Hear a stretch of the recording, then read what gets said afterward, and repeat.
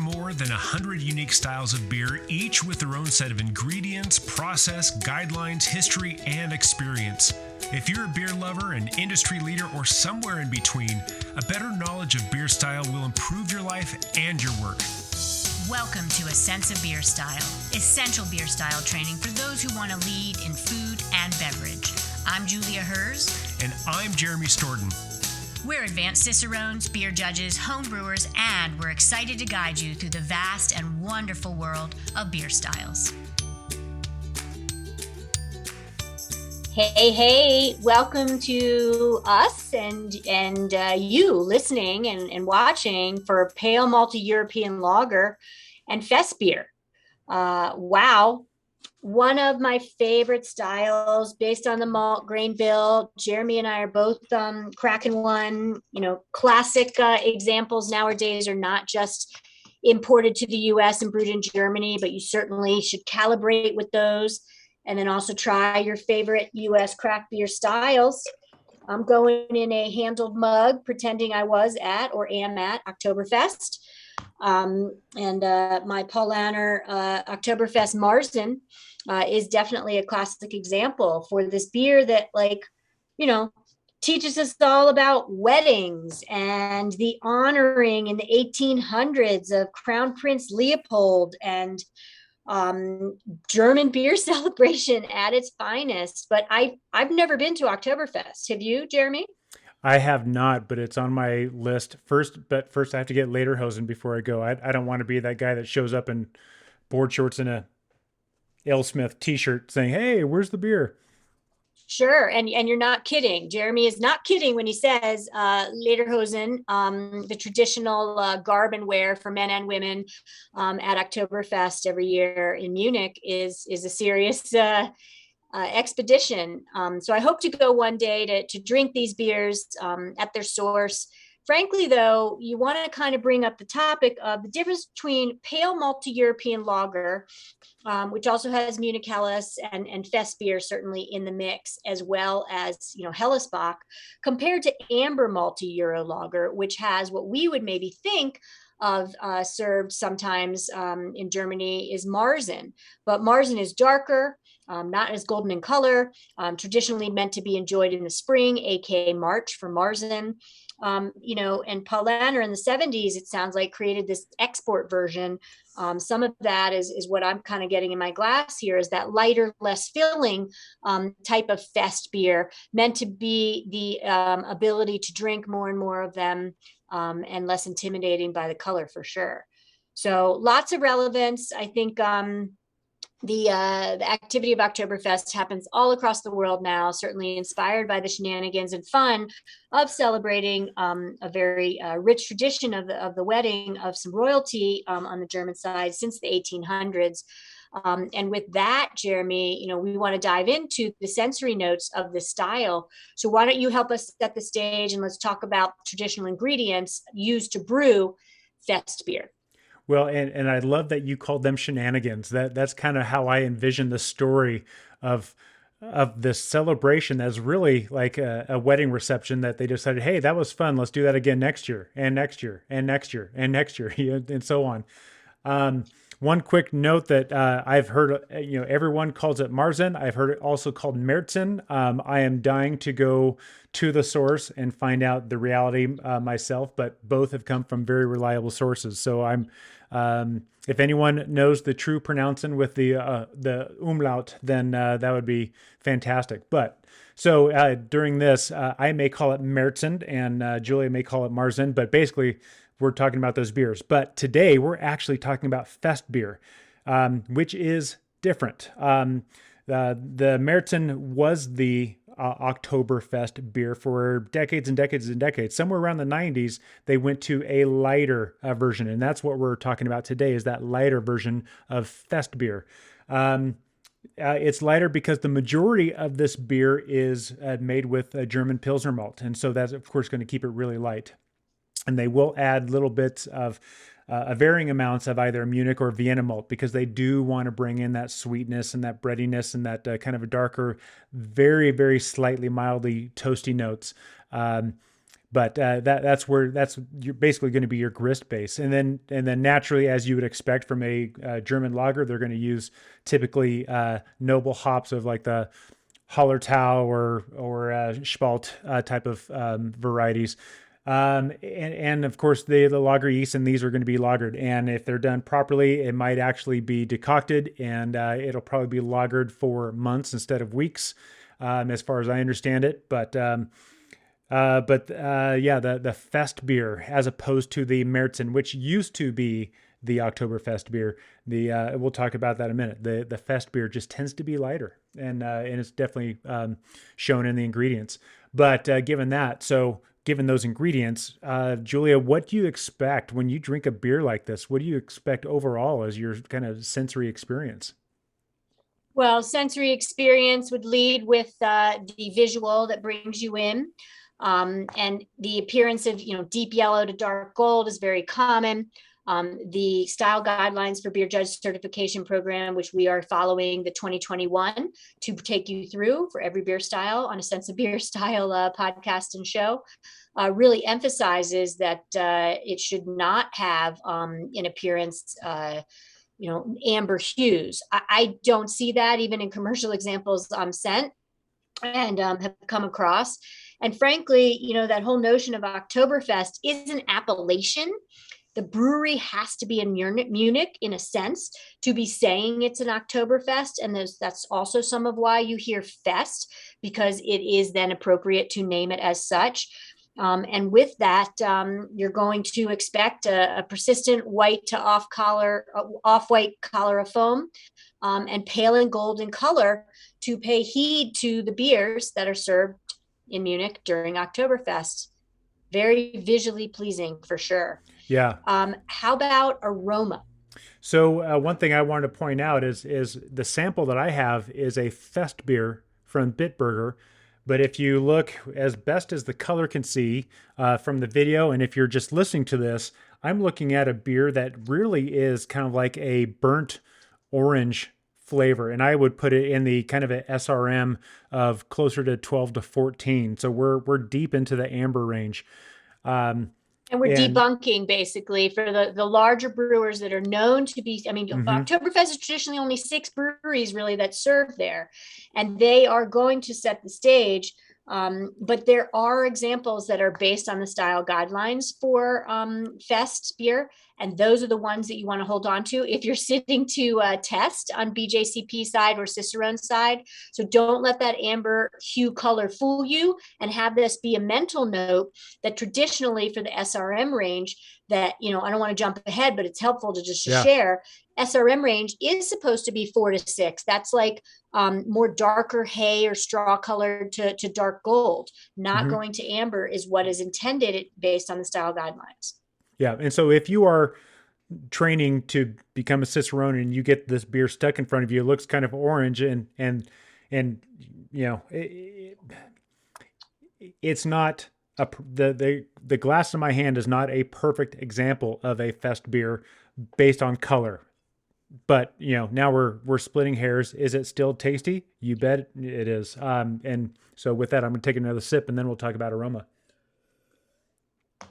The thing I really enjoy about this is just in the nose. They of course you can't smell sweetness, not technically. That's one of the tastes, but oftentimes we get what we call a quote unquote perception of sweetness in the aroma, and this is one of those beers that has that perception of sweetness. But it is a very malt forward style, very slightly toasty with a kind of a medium malt. But in past episodes, we talked about that richness, that elegant of malt that I often get when I'm drinking a really good German lager, just that elegance and that texture. And we'll talk about that in mouthfeel a bit more. But these are very rich, even though they're kind of a simple lager. Toasty, very doughy. I get a lot of like wet dough character out of this, and a little bit of like toasted bread crust to bring a little bit of color and flavor to it. But that's where we get it. It's not very bitter. We kind of get to a low to medium bitterness. But of course, with the German hops, it could be floral, could be herbal, could be twiggy.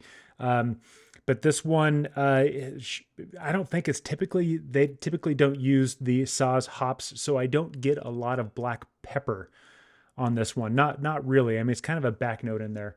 But the things that this beer should not be, it should not be deeply toasty. It should not be super caramel.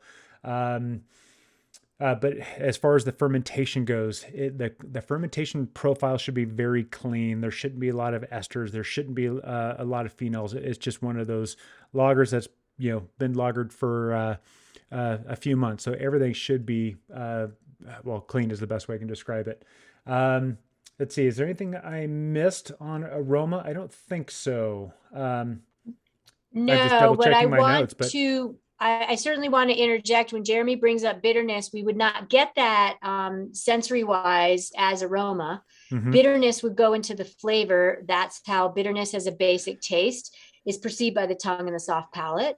So I think that's a good one as we talk about flavor to point out. That would not be something to be paying attention to in aroma. Yeah, forgive me if I mentioned bitterness in the aroma. I'm thinking about the hop aroma, and that's where I get those kind of herbs and twigs and that sort of thing, typical of German hops. But Julia, talk to us about taste since you started launching into the bitterness. Let's talk about the taste of this beer.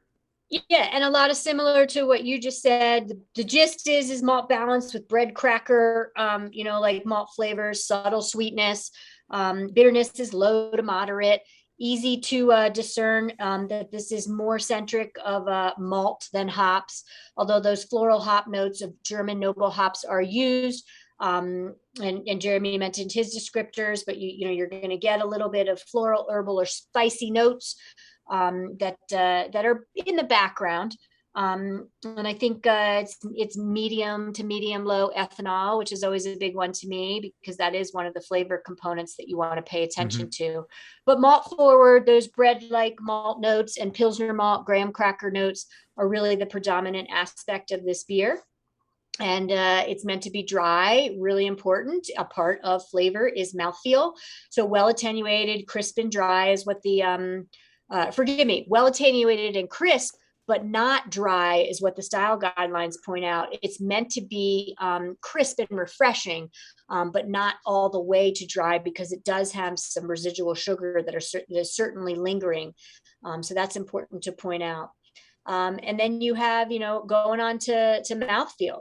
Yeah, just one quick. This is kind of a fun teachable moment. I'm looking at the bottle in my hand. Granted, we're talking about Festbier, and so Festbiers are brewed to be consumed in September and October. So these are typically done with their lagering process probably by August, let's just say. So my beer has a best before date on today. So that means that this is an older sample. This is April when we're recording this.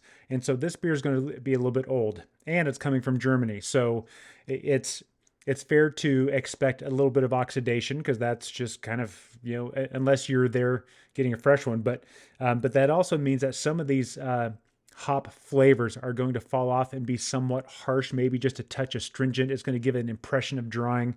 Some of that malt is going to become a little bit sweeter and richer, almost honey-like, almost sherry-like to some extent. I mean, you kind of get that with stronger beers for longer periods of time, but it's heading in that direction. So this beer in my glass right now is not super fresh. And I think it's an important one to calibrate on any imports. Yep. If you are, and we know our listeners are global, if you happen to be in the United States, we get pretty much any major produced beer in the country. You want to pay attention to that freshness date because it's been shipped over time elapses. So I think Jeremy bringing that up is very, very relevant. It's hard to discern sometimes the date on packaging. My Paul Lanner says, enjoy Best Buy 06-2022. Thank you, Paul Lanner, for actually putting a discernible date code on that. Yep. But yeah, I don't think in April that this is as fresh as it could be either. And frankly, this freshness date based on the brewery is an ideal range for them in sales. It's not always the ideal range for us beer lovers. So the pro tip and the easy one is store your beers cold. That will stave off oxidation and keep the ingress of oxygen and the advancement of flavors from happening as quickly. And from my point of view, does that make this beer bad?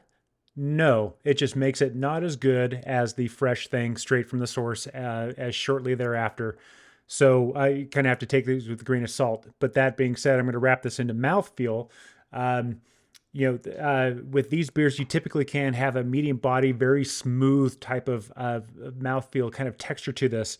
When these beers start to age a bit and they start getting more of that those flavors, you start getting your brain starts interpreting some of those flavors as mouthfeel as well, and so it may the carbonation effervescence may kind of set your palate up to perceive it differently, especially as the hops kind of fall off and they get it maybe a little bit more astringent, maybe a little bit drier. It's going to change how it feels in your mouth as well. So if you get a chance to taste a fresh one with an old one side by side, do it, because that's going to be an incredible education. Yeah. Or better yet, brew your own as a Or home brewer. better brew yet, your brew own, your the own. freshest possible. Brew your own. Absolutely. But that being said, so this should have a medium body, very smooth, kind of creamy character with some those elegant residual sugars from decoction. You should have a moderate carbonation level and a very low alcohol at the most. These should not be really big, strong, heavy beers. These beers are meant to be consumed in mass, and I mean that literally. Get those Moss full liter things. These are meant to be drunk in quantity. So higher alcohol is going to make that night come to a very short conclusion. So if you do get a little bit of that spicy, warming alcohol in your mouth, then it should be quite low. Other than that, these are just delightful beers. But that is mouthfeel. Let's talk about different styles that these can compare to. You want to take that Yeah, one? and I love having brought up earlier, it's relevant. This is the pale malty European lager category. Yeah. And again, we're talking about Festbier. It's one of several in this category. Compared to another category that's very similar, amber malty European lagers.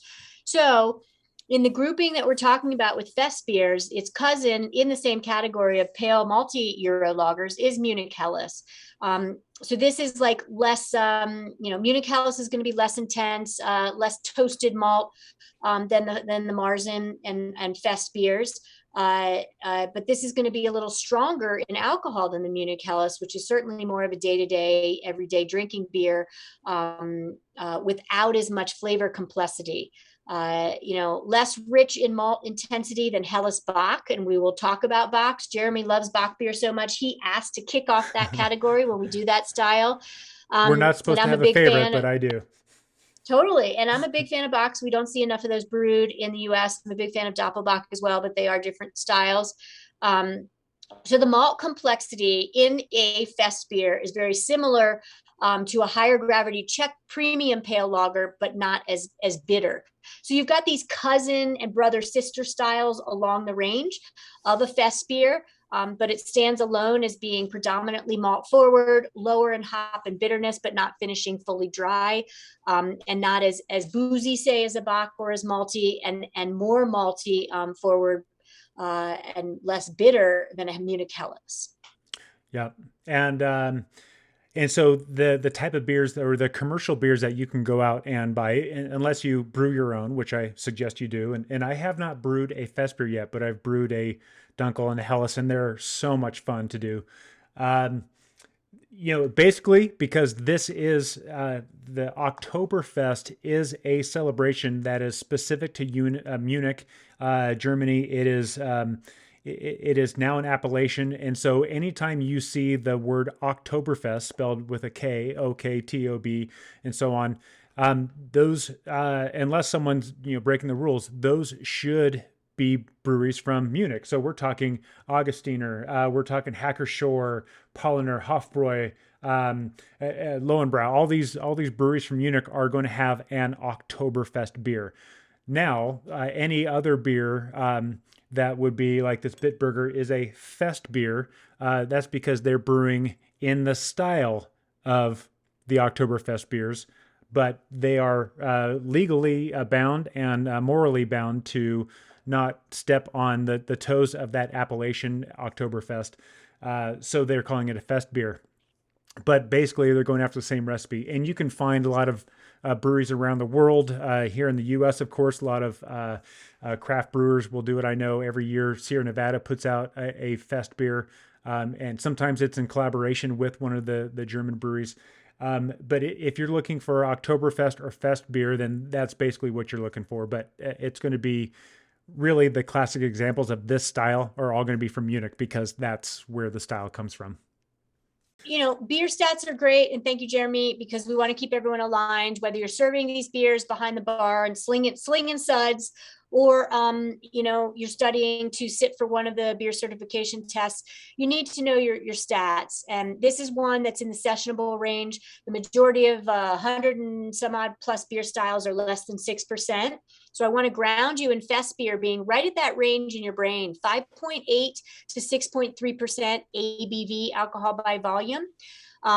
And then paying attention to the final gravity shows that it does have a little residual sweetness with a very low range, 1010 to 1012. You normally see a larger range for most styles. So that's kind of an easy one to maybe attach to Festbier.